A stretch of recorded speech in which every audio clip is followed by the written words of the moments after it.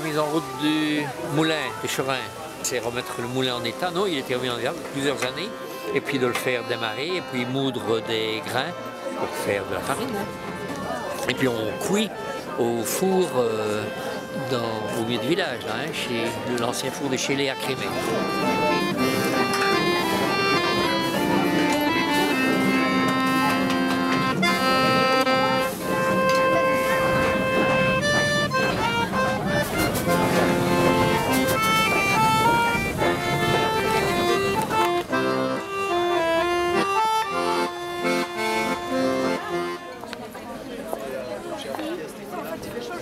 C'est un peu comme en puissance 4 et on doit essayer de faire des rangées de trois couleurs.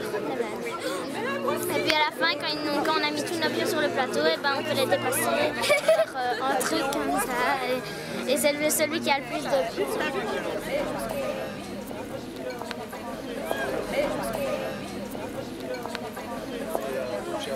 C'est un moulin très ancien qui vient d'être mis en route comme vous le voyez.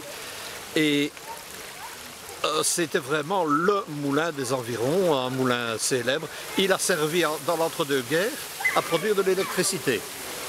Et on a plusieurs documents à ce sujet-là. Ce qui s'est passé ici aujourd'hui, moi je trouve ça formidable d'avoir remis en route un moulin de ce genre-là. Et il nous donne de la farine avec une mécanique qui est restée 40 ans au repos.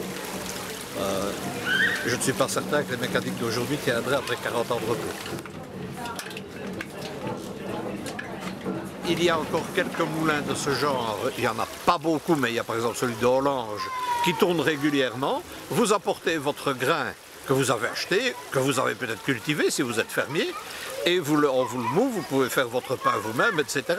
Il y a, je dirais, un retour aux sources qui est bien un peu dans la mode d'aujourd'hui, et c'est au-delà d'une mode.